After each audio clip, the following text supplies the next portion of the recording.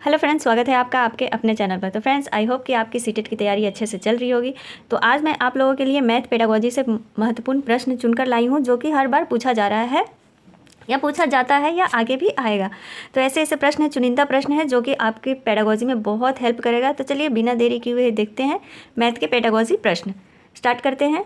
देखिए, उससे पहले हम लोग कुछ डायग्राम देख लेते हैं जिसके द्वारा प्राइमरी स्कूल के बच्चों को पढ़ाया जाता है। तो ये जियो बोर्ड होता है, एक संख्या चार्ट, अबेकस, ये सब का प्रयोग किया जाता है। तो ये है जियो बोर्ड। ये होता है अबेकस या गिन तारा, जिसके गोटियों के द्वारा बच्चों को सिखाया जाता है। और ये होता है संख्या चार्ट। तो इन सारे और भी बहुत सारे उपकरण हैं जिनका प्रयोग किया जाता है। तो देखिए, हर सेक्शन में 15 नंबर का पेडागोजी पूछता है, चाहे मैथ हो, ईवीएस हो, हिंदी हो, इंग्लिश, संस्कृत, जो भी हो। और 30 नंबर का पेडागोजी होता है। तो मैथ का पेडागोजी, अगर आपको मैथ से डरने की कोई ज़रूरत नहीं है। अगर मैथ आपको नहीं भी बनाने आता है तो आप पेडागोजी को अच्छे से कर लीजिए। 15 नंबर आपका कोई नहीं रोक सकता। क्वेश्चन है, आकृतियों के निम्न पहलुओं में से किसका प्राथमिक स्तर से कोई संबंध नहीं है। प्राथमिक स्तर से पूछ रहा है कि कोई भी संबंध नहीं है। तो 1 से 5 तक के बच्चों को क्या हम नहीं सिखा सकते हैं इसमें। प्रतिरूप, ये तो पैटर्न के द्वारा हो गया। सममिति हो गया, चौपड़ हो गया। चौपड़ एक आता है जिससे कि हम बच्चे को सिखा सकते हैं गिनतारा की तरह। और ये हो गया कोण। तो बच्चों को अभी जो है वो कोण हम नहीं सिखा सकते, इसका कोई संबंध नहीं है प्राथमिक स्तर से बच्चों का। अगला क्वेश्चन है, गणितीय खेल और पहेलियाँ मदद करता है। देखिए, गणितीय खेल और पहेलियाँ जो पजल होते हैं वो मदद करते हैं किसमें, गणित के प्रति सकारात्मक अभिवृत्ति को विकसित करने में। ये भी बात सही है कि विकसित करते हैं। गणित और प्रतिदिन के विचारों से संबंध स्थापित करने में, गणित को आनंददायक बनाने में। सभी सही आते जा रहा है यार। समस्या समाधान के कौशल को प्रोत्साहित करने में। तो ये चारों सही है। तो देखते हैं ऑप्शंस में क्या दिया है। ABC, ABCD, AB और AD। तो कौन सा सही होगा, B, A, B, C और D। अगला क्वेश्चन है, राष्ट्रीय पाठ्यचर्या की रूपरेखा। देखिए, एनसीएफ से भी पूछता है। राष्ट्रीय पाठ्यचर्या की रूपरेखा 2005 के अनुसार प्राथमिक स्तर पर गणित शिक्षण का उद्देश्य निम्नलिखित में से कौन सा नहीं है। देखिए, नहीं है यार, क्वेश्चन सही से बिल्कुल पढ़ना है, क्योंकि अब नहीं है वाला प्रश्न ज़्यादा दे रहा है। तो इसीलिए 3 सही दे देगा और 1 गलत दे देगा। तो आपको नहीं उसमें पहचानना है। चलिए देखते हैं। गणित में उच्चतर और अमूर्त पढ़ाई की तैयारी कराना, ये तो गलत है। अमूर्त पढ़ाई जो दिखाई ना दे छोटे बच्चों को प्राथमिक स्तर पर, ऐसा तो हो ही नहीं सकता। ये तो गलत ही हो गया। गणित के बच्चों की जिंदगी के अनुभवों का भाग बनाना, ये सही है। समस्या समाधान और समस्या प्रस्तुत करने के कौशल को प्रोत्साहित करना, ये भी बात सही है। चौथा ऑप्शन, तर्क संगत विचारों को प्रोत्साहित करना। तो ये 3 तो बात सही है, लेकिन जो पहला था हमारा, वो गणित में उच्चतर और अमूर्त पढ़ाई की तैयारी कराना, ये क्या है, गलत है। और जो गलत है वही सही है, क्योंकि यहाँ पर क्या पूछा है, नहीं पूछा है। अगला क्वेश्चन देखते हैं। देखिए फ्रेंड्स, गणित में इसी प्रकार के प्रश्न पूछे जाते हैं कि बच्चे, मतलब जो दृष्टिबाधित बच्चे हैं, निम्नलिखित में से किसका प्रयोग शिक्षक साधनों के रूप में किया जा सकता है। तो देखिए, इसको हम लोग नेगेटिव के द्वारा कैसे हटा सकते हैं। टेलर का गिन तारा, क्योंकि जो बच्चा दृष्टिबाधित है, जो देख नहीं सकता है, मतलब उसको देखने में दिक्कत हो रही है, तो उसके लिए हम कौन से साधन का प्रयोग कर सकते हैं उसको शिक्षा देने के लिए। टेलर का गिन तारा, भिन्न का कीट, संख्या चार्ट। देखिए, जहाँ संख्या चार्ट है हट गया, इसमें भी आ गया संख्या चार्ट, इसमें भी आ गया संख्या चार्ट। तो बस हम लोगों के पास एक ऑप्शन बचा, जो कि टेलर का गिनतारा, कंप्यूटर और जियो बोर्ड है, जिसके द्वारा हम दृष्टिबाधित बच्चों को शिक्षा दे सकते हैं। अगला क्वेश्चन है, संख्याओं के संदर्भ में प्राथमिक कक्षा के बच्चे, अर्थात जिन बच्चों की आयु कितनी है, 8 से 9 वर्ष है, और निम्नलिखित में से किस समुच्चय में प्रवीण है। मतलब ये बच्चे किस में सबसे अधिक प्रवीण है, जो 8 से 9 वर्ष के हैं। वर्गीकरण, प्रतिवर्तीय होता है, रिवर्सिबिलिटी, अनुपातिक विवेचन। देखिए, ये दोनों तो सही है, लेकिन ये क्या है, अनुपातिक विवेचन नहीं। अभी बच्चों को रेशियो नहीं आएगा, तो इसलिए ये क्या है, ये नेगेटिव वर्ड है। अब जिसमें आ जाए, अनुपातिक पंक्तिबद्धता, पंक्तिबद्धता सही है, प्रतिवर्तीय भी सही है, और अनुपातिक विवेचन ये भी गलत हो गया। इसमें भी आ गया अनुपातिक विवेचन। देखिए, डी में क्या है, पंक्तिबद्धता, वर्गीकरण और प्रतिवर्तीय। यानी बच्चों में सही बात है, क्लासिफिकेशन भी आ जाता है, वो सीरियल वाइज लगाना भी सीख जाते हैं, तथा रिवर्सिबिलिटी भी आ जाती है 8 से 9 वर्ष के उम्र में। तो ये कौन सा ऑप्शन सही हो गया, डी ऑप्शन जो है वो हमारा सही हो गया। अगला क्वेश्चन देखते हैं। अगला है गणित।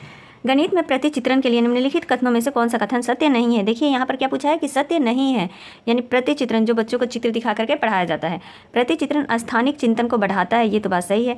प्रतिचित्रण अनुपातिक विवेचन को प्रोत्साहित करता है। अच्छा, प्रतिचित्रण गणित पाठ्यक्रम का भाग नहीं है, नहीं है आ गया, और यही सही होगा, क्योंकि ऐसा थोड़ी ना है कि ये नहीं है भाग।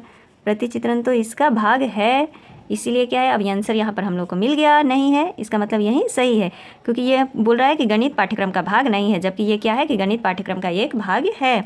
अगला ऑप्शन देख लेते हैं, प्रति चित्रण का गणित के कई विषयों से समाकलन किया जा सकता है, ये भी बात सही है। तो इसका आंसर क्या हो गया, सी, क्योंकि यहाँ नहीं पूछा था, जो नहीं है वही सही है।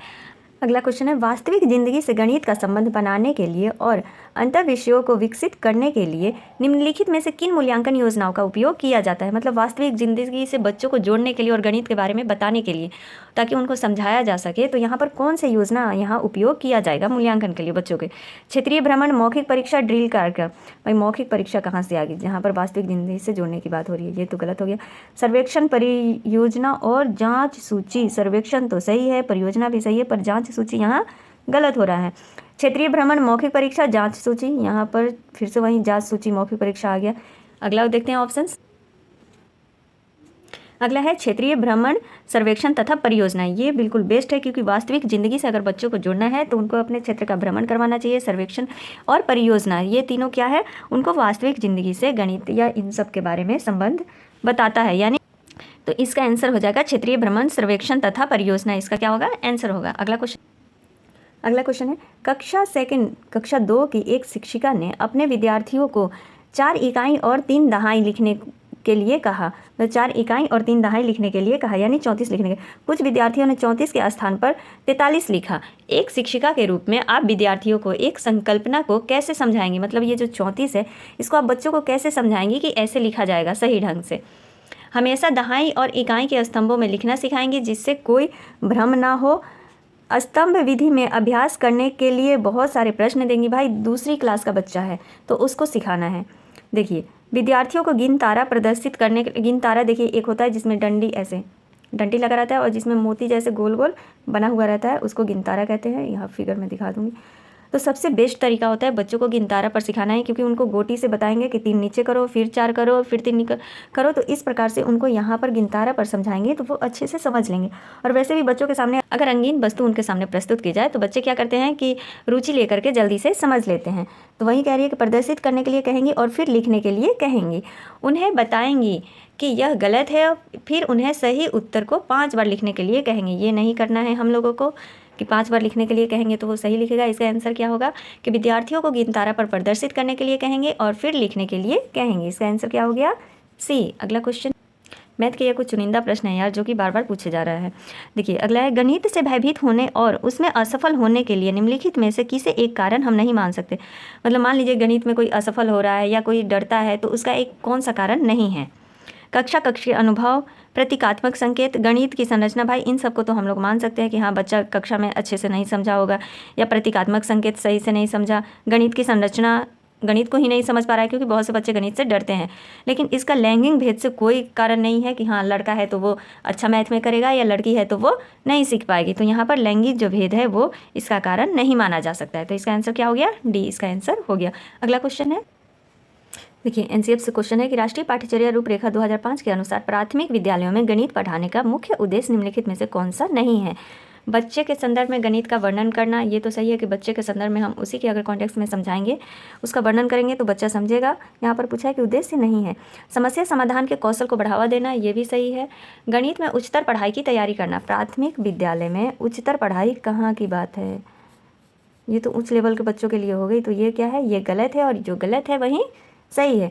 अगला क्या था, एक और था कि बच्चे की सोच विचार प्रक्रिया को गणितीय रूप देना। देखिए आप लोग पॉजिटिव ही याद रखिए, कहीं 3 नेगेटिव दे देगा और पूछ लेगा कि इनमें से कौन सा सही है एनसीएफ 2005 के अनुसार। तो ये सारे पॉइंट भी हम लोगों को आने चाहिए कि हाँ बच्चे के संदर्भ में गणित का वर्णन करना चाहिए, समस्या समाधान के कौशल को बढ़ावा देना चाहिए और बच्चे की सोच विचार प्रक्रिया को गणितीय रूप देना चाहिए। अगला क्वेश्चन देखते हैं। देखिए अगला क्वेश्चन बहुत ही इंपॉर्टेंट है कि एक संख्या का दशमलव निरूपण समझने के लिए निम्नलिखित में से कौन सी पूर्व जानकारी का ज्ञान होना चाहिए। दशमलव निरूपण समझने के लिए यानी बच्चों को व्यवकलन, गुणा, योग या स्थानीय मान। तो किसी भी, जैसे हम लोग अभी तक स्थानीय मान को ही बच्चा को नहीं समझा पाए हैं कि 6 का स्थानीय मान क्या है, 5 का स्थानीय मान क्या है, प्लेस वैल्यू क्या है, तो हम कैसे उसको दशमलव वाली बात समझा सकते हैं। तो इसीलिए सबसे पहले बच्चों को स्थानीय मान आना बहुत ज़रूरी है। तो इसलिए इसका आंसर क्या हो गया, स्थानीय मान, बी आंसर। अगला क्वेश्चन है कि कक्षा 1 और 2 के गणित शिक्षण और अधिगम के लिए निम्नलिखित में से कौन सा सही है। कक्षा पहली और दूसरी के लिए क्या बोला है ऑप्शंस में कि कक्षा 1 और 2 में केवल गणित के, देखिए जहाँ केवल लग गया नेगेटिव हो गया पहले ही, गणित का अन्य विषयों और जैसे कि भाषा, कला इत्यादि से समाकलन किया जाना चाहिए। ये एनसीएफ में भी कहा गया है 2005 में कि भाषा और कला आदि को गणित में शामिल किया जाना चाहिए। कक्षा 1 और 2 में गणित नहीं पढ़ाया जाना चाहिए। अभ्यास के लिए बहुत अधिक अवसर उपलब्ध कराए जाने चाहिए।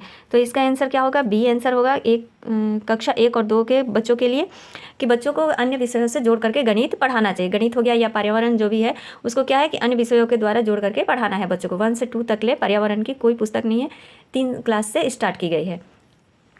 तो इसका आंसर 2 हो गया। तो फ्रेंड्स, अगर आप लोगों को मेरी वीडियो पसंद आती है तो please like, share and subscribe ज़रूर कर दें और ऐसे ही तैयारी करते रहे सीटेट की। वीडियो देखने के लिए धन्यवाद।